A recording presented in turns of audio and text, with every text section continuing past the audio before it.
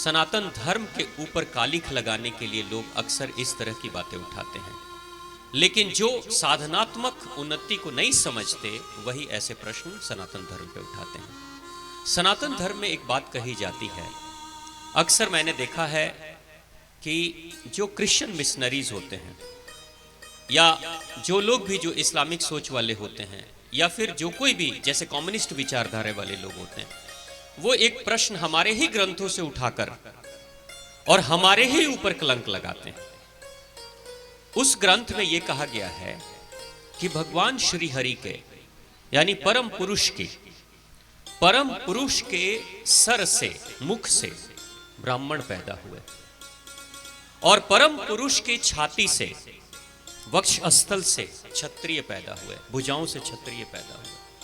परम पुरुष के पेट के स्थान से कटी प्रदेश से वैश्य पैदा हुए और परम पुरुष के पैरों से शूद्र पैदा हुए।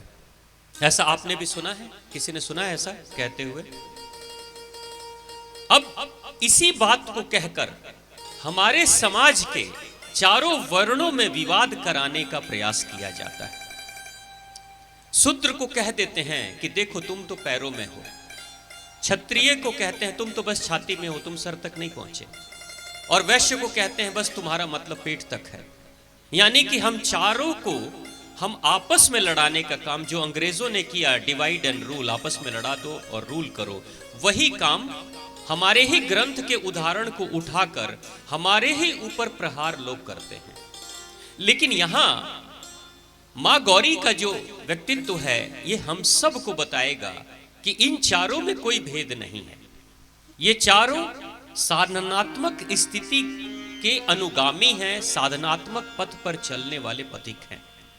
मां गौरी का जो पहला रूप था, पहले दिन का रूप था, वो कौन सा रूप था आपको याद है?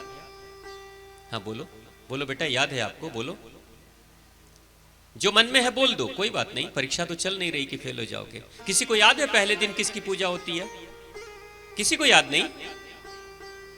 किसी को? हाँ बोलो, मां सरस्वती। और 9वें दिन में नवरात्रि में सबसे पहले किसकी? तुमने सही बोला, पहला अक्षर उसी से शुरू होता है। जल्दी बोलिए, किसी ने बोला अभी? मां शैलपुत्री। जोरदार तालियां बजा दीजिए। मां शैलपुत्री, मां शैलपुत्री से यात्रा की शुरुआत हुई है और आज यात्रा के 8वें चरण पर मां महागौरी हैं। यहां शैलपुत्री और मां महागौरी अलग नहीं है, ये दोनों अलग नहीं है। एक शैलपुत्री मतलब बालिका, यहां पे जो सबसे छोटी बच्ची होगी, सबसे छोटी बच्ची कोई है? ये जो मुंह में उंगली डालकर चूस रही है, वो सबसे छोटी वाली बच्ची। देखिए, वो जो सबसे छोटी बच्ची जो अभी पैदा ही हुई है वही शैलपुत्री है। और महागौरी का मतलब, यहां महागौरी कौन है? महागौरी का मतलब वो बालिका जो बड़ी होकर वो एक कुंवारी लड़की भी बनती है, एक विवाहिता स्त्री भी बनती है, एक मां भी बनती है और एक अपने बच्चों की सुरक्षा के लिए वो काल रात्रि भी बनती है। और जब बच्चों की सुरक्षा वो कर देती है तो वो महागौरी भी बन जाती है। यानी ये जो छोटी, सबसे छोटी वाली बच्ची जिस समय 40-50 की उम्र में आएगी तो वो महागौरी बन जाएगी। और उसके बाद से जब उससे भी ऊपर यानी सीनियर सिटीजन की स्थिति में जब चली आएगी तो वो सिद्धदात्री बन जाएगी। अब एक बात बताइए, ये जो 9 माताएं हैं, क्या ये 9 माताएं 9 देवियां हैं? 9 देवियां हैं? एक ही है, 9 देवी नहीं है, एक ही है। उसके 9 अलग अलग रूप हैं उम्र के हिसाब से। जैसे आप बड़े हो, आप बड़े नौजवान बैठे हो, बच्चा कहां गया? आपके अंदर का बच्चा कहां है? आप ही बच्चे थे पहले, आज आप बड़े हो गए। फिर आपके अंदर का बुजुर्ग कहां है? कोई बूढ़ा इंसान कहां है? आप ही में से एक बुजुर्ग इंसान भी निकलेगा, निकलेगा कि नहीं? आप ही में से बुजुर्ग इंसान निकलेगा। अब बचपन की फोटो बचपन की फोटो 6 महीने वाली फोटो रख लो, 14 साल की फोटो रख लो, 25 साल की फोटो रख लो, 50 साल की फोटो रख लो और 80 साल की फोटो एक साथ रख लो, पहचान पाओगे? अगर नहीं बताया जाए तो, कोई नहीं बताए कि ये एक ही व्यक्ति की फोटो है, आप नहीं पहचान पाओगे। बता देने पर तो जान जाओगे हां, लेकिन आप ही के रूप अलग अलग हैं, मगर बचपन से लेकर जवानी और बुढ़ापे तक में आप ही की चेतना का विस्तार हो रहा है। याद रखना, आप ही की चेतना का विस्तार हो रहा है। एक बच्चा जिसको आप विद्यालय में एडमिशन कराते हो, क्या वो पहले दिन की पढ़ाई से ही शिक्षक बन जाता है क्या? नहीं ना। लेकिन जैसे चाणक्य नीति में थी, चाणक्य गुरु चाणक्य जो थे, उनकी एक नीति थी कि मेरे गुरुकुलों में शिक्षक बाहर से नहीं आएंगे, चाणक्य के ही छात्र चाणक्य की ही पढ़ाई करके और जब उत्कृष्ट हो जाएंगे, स्नातक कर देंगे, तो वही स्नातक करने वाले छात्र वहां के प्रवक्ता बन जाएंगे। ऐसा चाणक्य की नीति थी। यानी उनके ही शिष्य कल को शिक्षक बनेंगे। लेकिन शिष्य ही तो शिक्षक बन रहा है ना। तो यहां व्यक्ति के शरीर का जो बाहर के आवरण में बहुत परिवर्तन हो रहा है, उससे बहुत फर्क नहीं पड़ता है। चेतना के स्तर में परिवर्तन कितना गहरा है, यह सबसे ज्यादा इंपॉर्टेंट है। आपने देखा होगा कई बार आपने देखा होगा, दो लोग हैं, एक ही उम्र के हैं, दो लोग हैं एक ही उम्र के हैं, लेकिन दोनों की समझदारी अलग अलग है। ऐसा होता है, एक ही उम्र के हैं लेकिन दोनों की समझदारी अलग है। एक ही माता पिता के दो बेटे हैं या दो बेटियां हैं, मगर दोनों की सोच अलग है, दोनों की समझदारी अलग है। एक बेटा है जो बहुत आसानी से किसी बात को समझ लेता है और दूसरे को वही बात समझाने में हालत खराब हो जाती है। कौन समझ रहा है? शरीर समझ रहा है कि चेतना समझ रही है? समझदारी समझ रही है ना। तभी हमारे ग्रंथों में जो कहते हैं, ऋषि वेद व्यास के बारे में कहते हैं कि ऋषि वेद व्यास जो स्वयं परम ज्ञानी थे, लेकिन अपने पैदा हुए बेटे को, जिसकी उम्र लगभग 12 साल थी, 15 साल थी, उस बेटे को समझा नहीं पाए। खुद ऋषि वेद व्यास जिन्होंने पूरी दुनिया को समझाया, लेकिन अपने बेटे को वो समझा नहीं पाए। अपने बेटे को समझाने के लिए राज ऋषि जनक जी महाराज के पास भेजते। ऐसा क्यों हुआ? क्योंकि ऋषि वेद व्यास शरीर के उम्र से बड़े थे, लेकिन चेतना के स्तर पे सुखदेव जी महाराज उनसे भी बड़े थे। चेतना का स्तर, आत्मिक उत्थान। आपकी उम्र एक हो सकती, आप जितने भी लोग बैठे हैं ना, जो भी भाई बहन बैठे हैं, आपकी उम्र एक बराबर हो सकती है, लेकिन आपकी आत्मा की यात्रा कितनी पुरानी चल रही है आपको भी पता नहीं है। हो सकता है कि दो ही भाई, एक भाई 50 जन्म लेकर आ रहा है, 50 बार इंसान बन के फिर आ रहा है, और दूसरा भाई 100 जन्म लेकर आ रहा है, तो दोनों की सोच में परिवर्तन होगा कि नहीं? 50 सालों का, 50 जन्मों का गैप हो गया ना। तो ऐसे गैप को, ये चेतना का गैप है, ये जो चेतना के स्तर का जो गैप है, इसी को कहते हैं परम पुरुष के लिए। हमारे भगवान ईश्वरीय सत्ता परम पुरुष से 4 वर्ण पैदा हुए। यानी कि प्रत्येक व्यक्ति, वो जो छोटी बच्ची है, स्कूल में एडमिशन होगा तो छोटी बच्ची कौन है? चेतना के स्तर में सबसे नीचे है। मां शैलपुत्री कौन है? मां शैलपुत्री 4 वर्णों में शूद्र ही है पैदा। मां शैलपुत्री वर्ण शूद्र ही पैदा हो रही है। फिर जब साधना करती है, आगे की तरफ बढ़ती है, तो वही कुष्मांडा बनती है, वही चंद्रघंटा बनती है, तो वो शूद्र से फिर वैश्य बनती है। चेतना का स्तर उठा, वैश्य बनती है। और जब वैश्य से फिर वो काल रात्रि यानी लड़ाका बनती है, लड़ने के काबिल हो जाती है। अपनी छति से रक्षा करने के लिए वो अपने आप को तैयार करती है, तो वो क्षत्रिय बन जाती है। क्षत्रिय का मतलब होता है जो छति से रक्षा करे, वही क्षत्रिय होता है। जो लड़ाका है वही क्षत्रिय होता है। अब वही मां काल रात्रि, क्षत्रिय काल रात्रि माता जब महागौरी बनेगी, जब सिद्धदात्री बनेगी, तो वही मां ब्राह्मण की चेतना पे पहुंच जाएगी। इसलिए देखिए, मां गौरी और मां सिद्धदात्री एक सौम्य व्यक्तित्व को दिखाया जाता है। मां सिद्धदात्री और मां महागौरी से पहले मां लड़ भी रही है, मां बच्चे का पालन कर रही है, मां बच्चे का पेट भर रही है, और उसके नीचे जो मां सबसे छोटी है तो वो सबसे नीचे की चेतना में है। तो आप एक बात बताइए कि एक व्यक्ति, जैसे भगवान के बारे में कहा गया कि अपने मां भगवान के मुख से ब्राह्मण पैदा हुए। ब्राह्मण का मतलब क्या हुआ? चेतना का शीर्ष स्तर।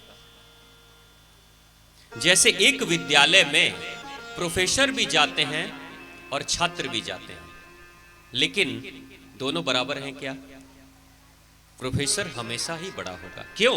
क्योंकि वो छात्र की यात्रा कर चुका है और चेतना को ऊपर उठा चुका है, इसलिए वो प्रोफेसर बना है। लेकिन छात्र जो पढ़ाई कर रहा है उसके अंदर प्रोफेसर बनने का की क्षमता है, योग्यता और पात्रता है। प्रयास करेगा तो बन जाएगा, नहीं प्रयास करेगा तो उसकी चेतना वही नीचे के स्तर पे रह जाएगी। ऐसे इस दुनिया में बहुत सारे लोग आपको मिलेंगे जो पहली क्लास, दूसरी क्लास, तीसरी क्लास पढ़ के छोड़ दिया उन्होंने, तो वो कभी टीचर तो नहीं बनते, वो कोई प्रोफेसर लेक्चरर तो नहीं बनते ना। तो यही चेतना का स्तर है। इसी चेतना के स्तर को हमारे ही सनातन धर्म के ऊपर पश्चिम लोग उठाकर हमारे ही लोगों को कन्वर्ट करते हैं और कहते हैं तुम्हारे सनातन धर्म में बहुत भेद है। भेद कुछ नहीं है, वो उन्नति के मार्ग को दिखा रहा है। चौथी सीढ़ी की बात की जा रही है। 4 चरण में धीरे धीरे उन्नति करते जाओ, करते जाओ, करते जाओ, आगे बढ़ते चले जाओ। और ये हमारे समाज में पहले होता भी था, हमारे समाज में पहले होता था। आप कहीं भी पता कर लेना, जो हिंदू विश्वविद्यालय है BHU में कुछ साल पहले तक एक डिग्री दी जाती थी। BHU की जो डिग्री होती थी, BHU का कोई भी छात्र उच्च स्तर की पढ़ाई करके लेक्चरर, प्रोफेसर बन सकता है, लेकिन वहां का कुलपति नहीं बन सकता। कुलपति कौन बनेगा? कुलपति बनेगा वही जो ब्राह्मण होगा। लेकिन ब्राह्मण कौन होगा? वहां जिस ब्राह्मण को बनाया जाता था, BHU में ब्राह्मण बनाया जाता था, डिग्री दी जाती थी, उस डिग्री को उपाध्याय की डिग्री बोलते हैं। जितने भी उपाध्याय हैं वो सभी उस चरम शीर्ष की चेतना पे उठे हुए लोग हैं। जो प्रोफेसर और लेक्चरर से भी ऊपर उठ गए हैं, तो उनकी भी परीक्षा होती थी और परीक्षा के बाद उसमें जब पास हो जाते थे तो उनको उपाधि मिलती थी उपाध्याय की, और उपाध्याय ही कुलपति होते थे, और कोई भी हो सकता था उपाध्याय। देखो कितनी सुंदर व्यवस्था है सनातन धर्म की, कि आप अपनी उन्नति करते करते किसी भी स्तर पे पहुंच सकते हो। ये आपके पास ये संसाधन उपलब्ध है। मां महागौरी यही कर रही है कि कल तक मैं बच्ची थी, लेकिन 8 चरण में मैं आज महागौरी बन चुकी हूं।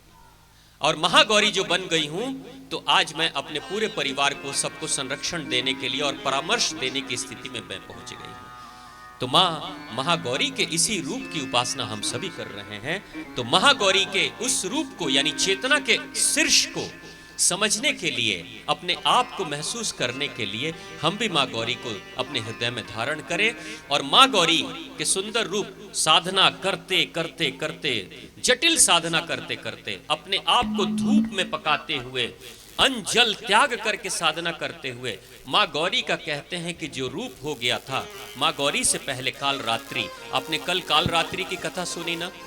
प्रेम से बोलिए काल रात्रि की जय। मां काल रात्रि देखने में कैसी थी? मां काल रात्रि देखने में कैसी थी?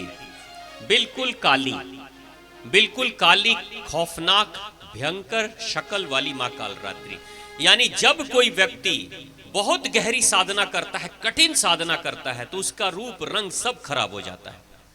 तो जब ये सब खराब हो गया, बिल्कुल विकराल रूप में आ गई, उनकी साधना को देखकर भगवान शिव शंभु जब प्रसन्न हो गए, तब वो आते हैं और स्वयं अपनी जटाओं में बहने वाली गंगा को अपने ही हाथों में धारण करके मां महागौरी के ऊपर गंगा से उनका स्नान कराते हैं।